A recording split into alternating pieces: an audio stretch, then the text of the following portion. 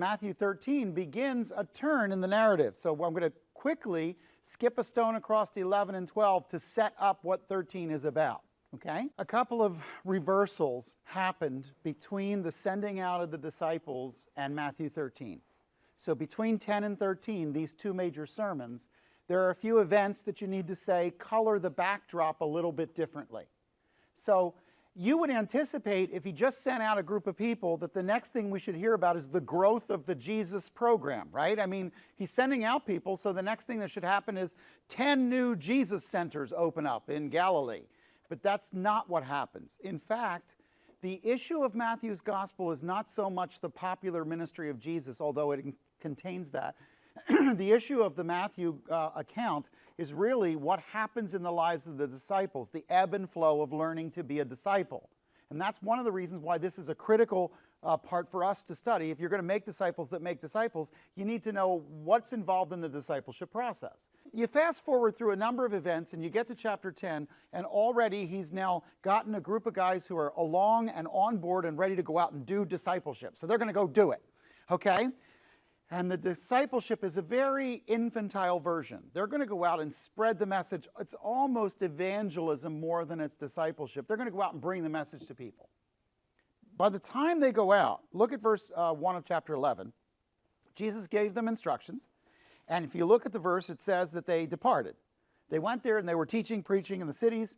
Now, all of a sudden, you get back to a note that earlier in Matthew's gospel it said about John. This is picking up the sequence. And Matthew says, when John, while imprisoned, heard of the works of Christ, he sent word by his disciples. Are you the one we're looking for? Or should we look for another? And Jesus answers according to a Hebrew way of answering. Remember I told you last time that Greeks believe that you are known by what? Your words, what you say. But Hebrews believe you're known by what you do. Look at what he does. He says, go and tell John what you see, hear and see in verse 4. Verse 5, blind receive sight, lame walk, lepers cleansed, deaf hear, dead are raised up, the poor have the gospel preached to them.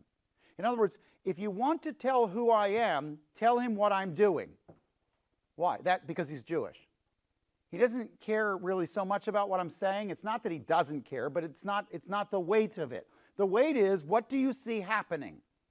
Now think about that, because that means in your life, if you are out there dealing with, particularly when I'm dealing with Jewish people, their interest is not what I say my theology is or the theory behind it. Their interest is, do I live it? If I don't do it, then what I say I believe doesn't matter. What book in the New Testament, a later epistle, is basically that book? If I say it, but I don't do it, it doesn't matter.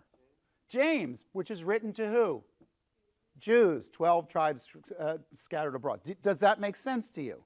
So Jesus uses the method of, hey, you want to know who I am? Look at what I'm doing. And then the rest of this, verse 7 says, these men were going away. They were going to speak to the crowds about John. And Jesus turns and speaks to the crowds about John, and he says, I want to tell you who John is. Did you think he was going to be some soft guy, some easy guy? Now, put this in the larger context. The disciples have gone away, and Jesus should have downtime, right? Because his disciples are gone. But he doesn't have downtime. In fact, he gets the disciples handed off from his cousin John that step in just as his other disciples leave. So he's about ready to take a break, you know, put his feet up in the hammock and have a little time to himself, sends out the boys, goes for some relaxation. They go out the door, and as the door sprang open as they left, in comes John's disciples, and now he's got another project. And this time, John's disciples are what kind of people? What would happen to our class if they walk in and arrest me for teaching about Jesus? Would you generally be exhilarated, happy, depressed, gloomy, hopeful, hopeless? What would you think? What kind of people do you think they were after John was arrested? Shocked, confused, maybe a little on the depressive side. So instead of Jesus getting a break, he gets a group of people who are discouraged who walk in. They're confused and they walk in. Is this a break?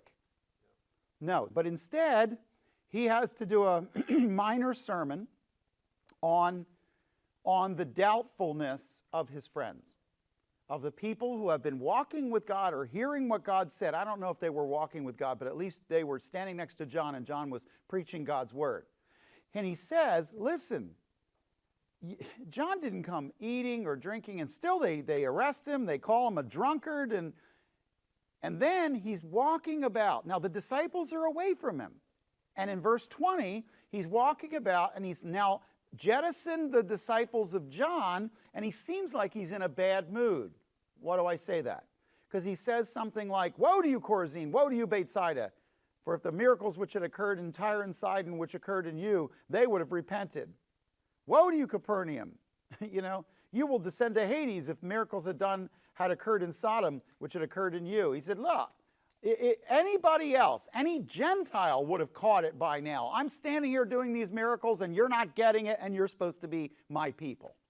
So he doesn't sound like he's upbeat, okay? Follow my line. He's turning to people, and at the end of chapter 11, he offers a basic invitation. How do I know it's an invitation? Because he says, come to me, okay? The invitation is, he goes into a prayer in verse 25. I praise you, Father, Lord of heaven, that you have hidden these things from the wise and intelligent and have revealed them to infants. Father, thank you that there are some who are following me. They may not be the bright ones, but you sent me some. Father, thank you that the tender-hearted young ones are coming. They may not be the important and powerful. Then he turns to them and he offers the invitation directly to them. Come to me, you who are weary and heavy laden, and I will give you rest. And he says, look, I understand. John has now been arrested. John's guys are discouraged. I understand that I've been doing miracles in cities and you're not exactly tuned into who I am and what I'm doing. But I want you to know something. This is during the time that the disciples are away. I want you to know something. Following me isn't supposed to be a burden. If everything about your walk with God is heavy and burdensome and negative, then either God lied or you're doing it wrong. Okay? Let me suggest to you that God didn't lie, so it might be, boing, point the finger back at you. My yoke is easy and my burden is light. What does that mean? Why is his yoke easy or burden light? What does he mean? Do you think the Christian life is easy? Do you think he's saying, follow me, it'll be easy? Clearly, you've read enough scripture to know it's not easy to follow God. What's the, what is the yoke for? Yeah, what does it do? Essentially, if I were to take the yoke out of the equation, what would it be in a tractor now? Okay, if you have two oxen, it can make them actually stay in the same furrow. But I need you to see that the yoke itself is more the transmission. It takes the engine of the ox and pulls and transmits the weight of that movement to the plow. So you have an ox, which is an engine. You have a yoke, which is a transmission that engages the engine and gives you its physical pull to bring it to the plow. Does that make sense? And then you have a plow that's cutting the ground. Essentially, you're going to have to put effort into being yoked. That's not what he's saying.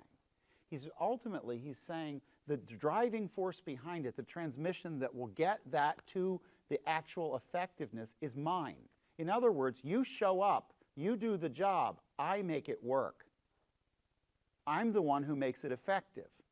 You can put all the power you want into the oxen without a yoke that's attaching it to the plow's going to sit still and the ox is going to leave. What transfers the energy from one to the other? So Jesus ultimately is saying, I'm not trying to tell you it's going to be easy. I'm trying to tell you that the effectiveness will be up to me. Your job is not to make ministry effective. Your job is to be clear about what you're doing, and God will make it effective. Because you don't have the ability to change hearts.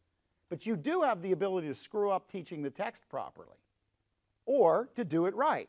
So your job is to do it right, and then what God does with it, God does with it. That's what he's trying to say. I've heard people preach it, and they make it sound like, just follow Jesus, and there's no struggle. Are you kidding me? That doesn't make any sense. The whole book is filled with struggles.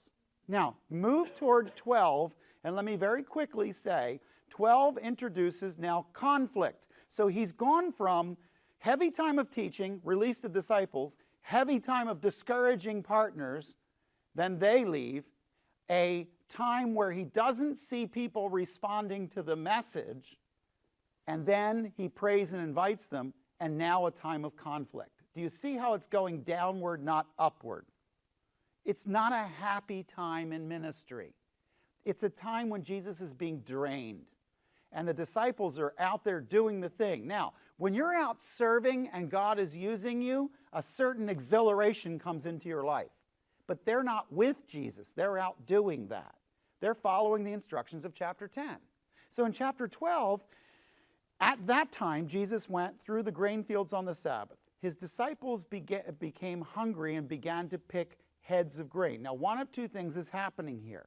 Either it means that his disciples, the ones he sent out, have come back, or it means that other people who are following him, who are Talmudim, other disciples, are with him, or this isn't completely out of order. So what I want you to see is it's not dependent upon the order of the events. Matthew is thematically grabbing a series of negative events. Why would he do that? Why would he tell you negative stories even if they're not in chronological order and dump them all together? Because he's going to change the temperature between 10 and 13. That's what I'm trying to say. So I'm not suggesting to you that this event happened right the next day. I'm suggesting to you that he folds it in to say it was a downtime in Jesus' ministry. It wasn't a happy time. I can, by the way, prove this by looking at Mark chapters 3 and 4, which are the cross-reference for 12 and 13. And in Mark 3 and 4, it's a time that is greatly negative and the crowds are going away.